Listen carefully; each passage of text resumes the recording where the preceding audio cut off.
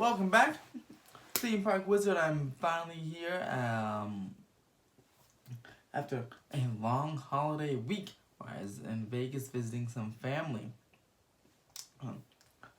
Hence, the no videos. I got very busy. I was able to make the Snow White video on the first day. Then I got very busy after that. So I'm kind of behind on some videos, so I'm going to spend this week catching up and also doing new stuff. A schedule for the week will be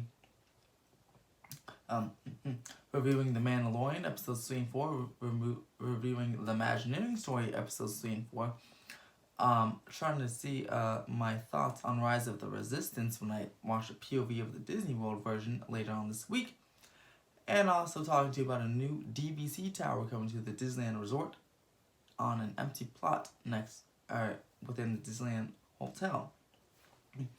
So it'll be a very busy week, a very information-filled week, and any other surprises that come through.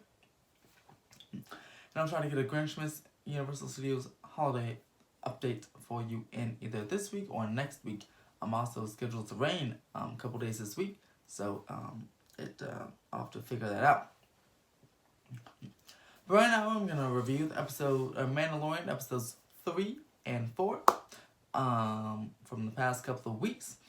Short 30-minute episodes. I actually caught up. I showed my brother. I got him introduced into the series on Disney Plus when I was over in Vegas, and he absolutely loves it. We watched episodes 1 through 4, binge watched them back to back, so it's, all the information is fresh in my head of what just happened. Starting off with episode 3, we have Mando. He brings back Baby Yoda back to Werner Herzog and collects the bounty. He's a big bounty, and yeah, and he goes and takes it back to the guild. What's it called? His guild, or little hideout where all the Mandalorians hang out.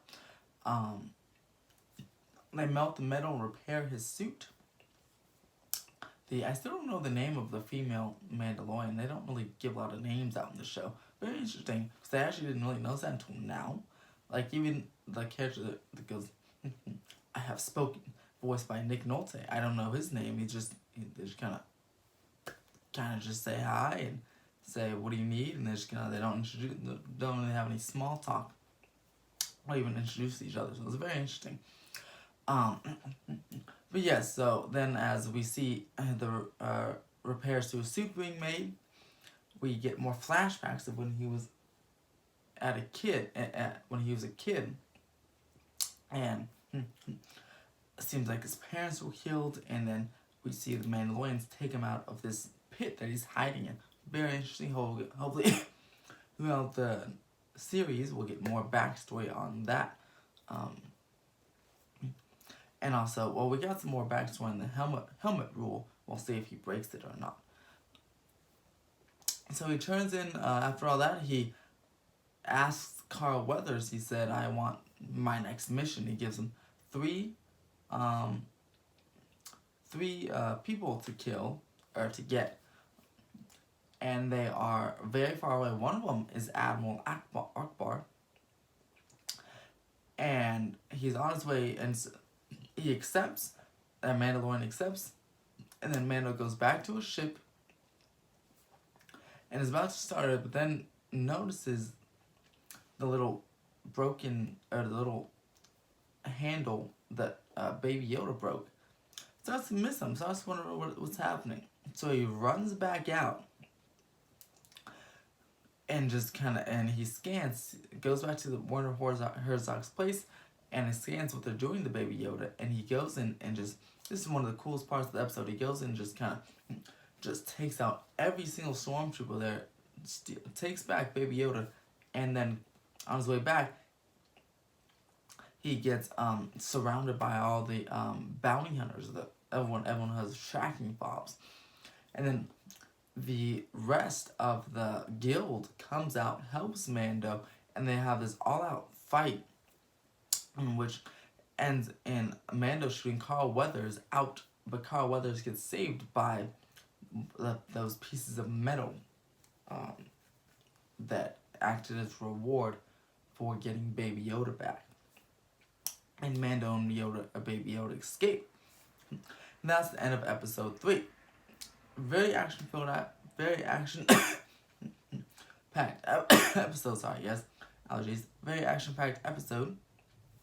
And yeah, this went really fast. And then, heading on to episode 4, the story moves along, and it's kind of a quieter episode, or is what I call a filler episode, but it's so cute. This one features a lot of Baby Yoda. Not just in the carriage, but he's finally has a place to stay. He's finally, you know, just able to wander around. So he's walking around, waddling around with. He meets some little kids. They take refuge in a village on this planet, and this very nice nature planet. I forgot the name of it. They meet Gina Caro is her name, I think, but she's a former shock trooper. And they together actually team up. There's only one bad part about this planet, and these look like dogs that can walk. He's walking. There's two like a dog type creatures, like pit bull type creatures. Would come and steal all their fish every day, and the villagers fish every day, and they didn't like that. And they bring a big ATST, which is those big, I call them the Imperial walkers or crawlers that you see on Endor in Return of the Jedi. They have one of those for themselves, since the Empire's fallen now. So Mando and Gina and the shock trooper, Gina Carino, teach the entire village how to fight, and they make up a plan how to trap the that ATST, and then obviously individually fight the dog-like alien creatures. So they go devise a plan, and Gina and Mando go and lure the ATST and the dog aliens is what I'm gonna call them, over to the village during the middle of the night.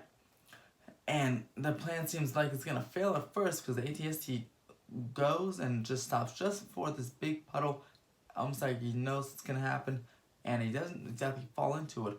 But Gina goes in there into the puddle, makes the ATST shoot at her. She avoids the shots, and then makes him step forward, and he slips and falls into the puddle. And that was the end of the ATST. Then when that happened, all the dog aliens just ran away. I almost thought they should just follow them and kill them all so they won't ever come back. But since they lost their biggest weapon, they just ran away, and everything was hailed as a success. Side note, this is the episode where that new hot meme of Baby Yoda sipping tea, or sipping soup, is all over the internet, threatening to replace Kermit the Frog's sipping tea meme. So if you guys didn't know, that's exactly where that scene happens, when he's in the villagers with the kids drinking some soup, or sipping some soup, since he's in peacetime. So back to the main story plot. They defeat, almost like scare away the dog aliens, and everything's fine, everything's chilling. Everyone wants them and Baby Yoda to stay. Mando almost wants to leave Baby Yoda here, because it's such a safe sanctuary, and he doesn't want to put Baby Yoda in danger with him. Just as he's about to do that, of course, someone with a tracking fob came to the line and tried to take Baby Yoda out with a sniper. But Gina shot him before he could do that. Thank goodness, because I would have been mad. If Baby Yoda disappears from the series, I'll be pissed. Still watch it, but I'll be very upset. So I'm glad the sniper guy was killed. But then Mandalorian said, I have to take Baby Yoda, because now he's obviously in danger, because now the bounty hunters and everyone knows where he is, so they have to continue on the move. And that is where episode 4 ended. Episode 5 is on Friday at 12:01 a.m. I wonder what kind of surprises and what else is coming to this series.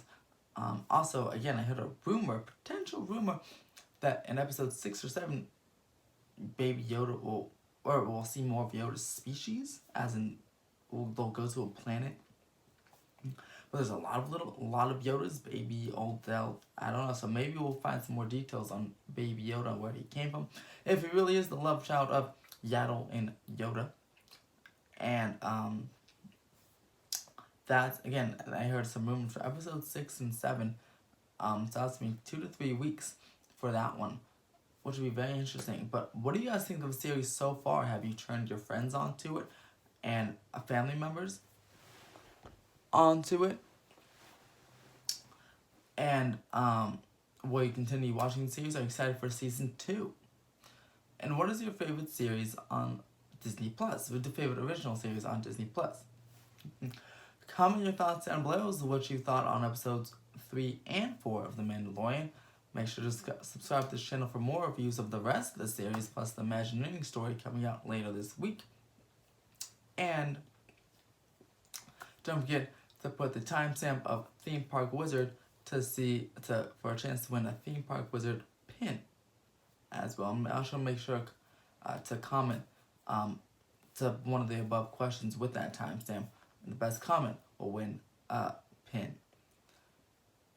Other than that, have a magical day, and I'll see you later this week.